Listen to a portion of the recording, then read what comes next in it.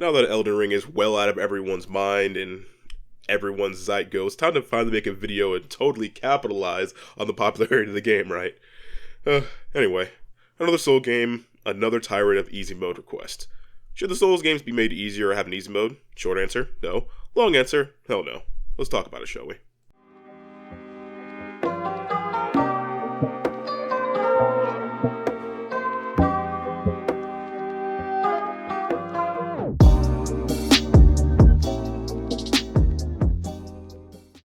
Every time FromSoft releases a new one of their now titular game series, much of the same is always said in terms of accessibility. There will always be a tangent of players who will say the game needs to have an easy mode, needs to be more accessible to people without hours upon hours of time on their hand, and how it isn't going to be able to grow as a series while having such an elitist mindset.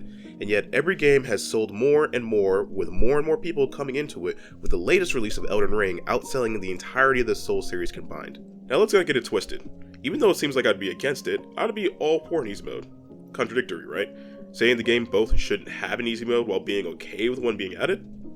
Around 5 years ago, popular Dark Souls YouTuber IndieMouse created a video called What If Dark Souls Had an Easy Mode, a mock-up showcasing features that standard games would have if they were created by another company than FromSoft.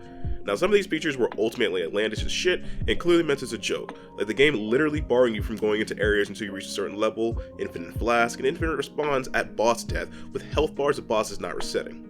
Now, while I don't think all of these features should be added to any FromSoft game, surprisingly enough, some were added to Elden Ring.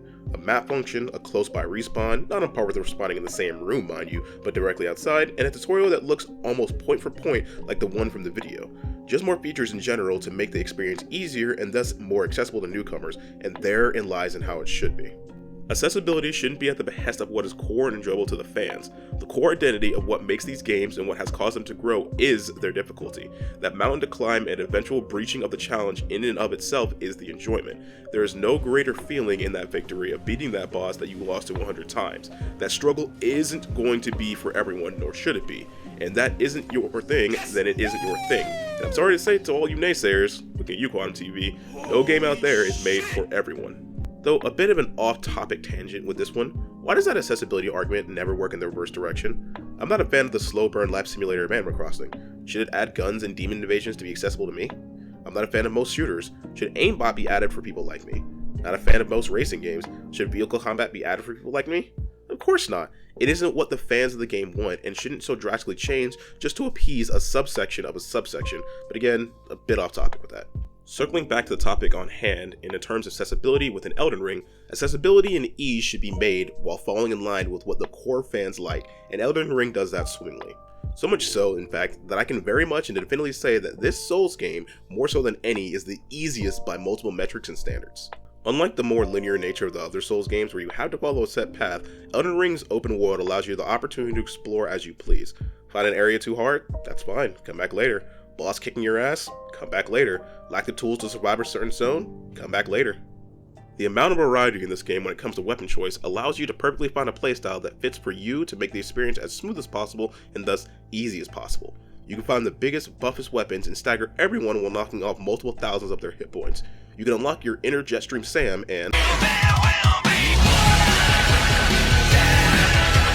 you can sit back, artillery up, and start throwing spells like your name is Gandalf. Hell, you can play a support role to summons, players, or new in-game summons called Spirit Ashes, and roleplay as V from DMC5. In Elden Ring, you find your own easy mode. You might have to fight and struggle for it, but there is something for every player to eventually find their own easy mode.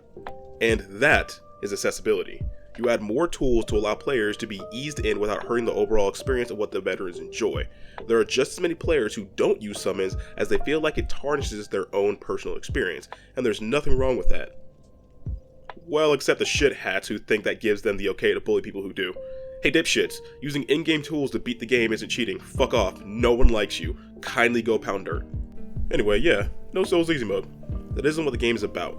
That hard as fuck challenge is the point. It's what the players want and it's the design the creators envision. If you don't like that, tough.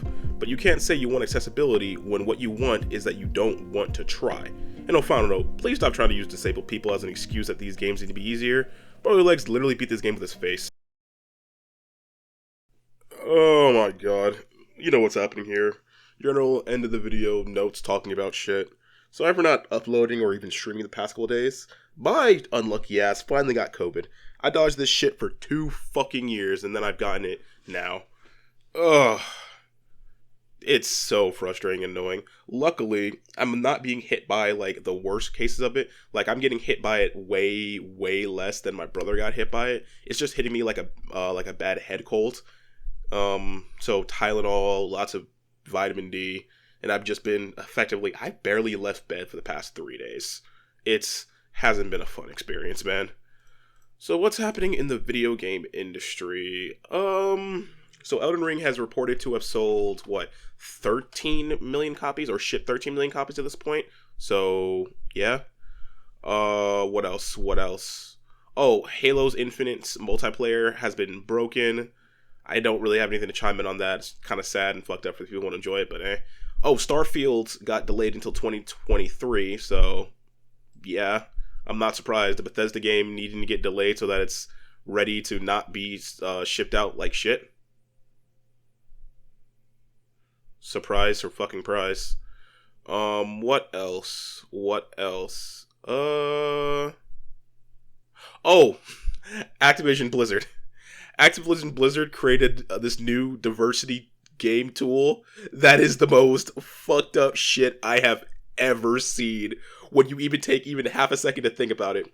So they created it's called the diversity space method, which measures culture, ethnicity, age, ability, body type, gender diversity, and what's the last thing? Sexual orientation. So here's the problem with this mindset, right? It's effectively saying, "Oh, you're a cisgendered white male just because that's you. Well, I guess your ethnicity is 0. Your sexual orientation is 0. Your culture is 0. Fuck you. How dare you have you were born a certain way?" And it's like the most fucking disingenuous shit ever. Holy fucking shit. I don't know how this got past PR. Like, I understand they are in a really bad place with them being called out for being misogynistic sacks of shit over there at Activision Blizzard. But who thought this was a good idea? Who thought this literal, like, mess of a diversity chart was a good idea?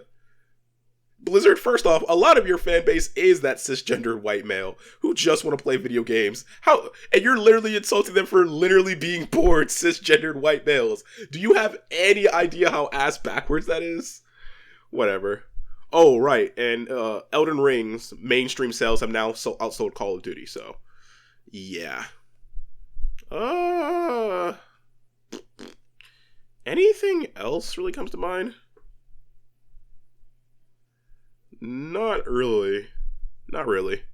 Well then, yeah. So I apologize for the lack of streams and shit. Still trying to recover from COVID. I'm feeling better now. I should be better in like the next 2 or 3 days. But ugh, God, my aching head. By the way, I want everyone out there to have a good morning, evening, day, or night wherever you're at. But for right now, I'm out. Oh wait, one more thing. The housing market in FF14, and as well as the third party applications. I should talk about those, I guess. So we had a major world first streamer of the newest Dragon Song Reprise raid get hit with a ban in the middle of Prague because they were using third-party applications. Now, there are people who are like, oh, he got banned for using ACT. No, that's not what happened. He got banned for using a different third-party application called CACBot, or something similar to CACBot, that was literally calling out the roles on what he should be doing at each section, even though for literal multiple years now, Yoshi P and his team has been like, no, don't use these things. So I'm not really sure why people are surprised that he got banned and punished. They've always had a stance of don't show, don't tell when it comes to like third-party applications in their game.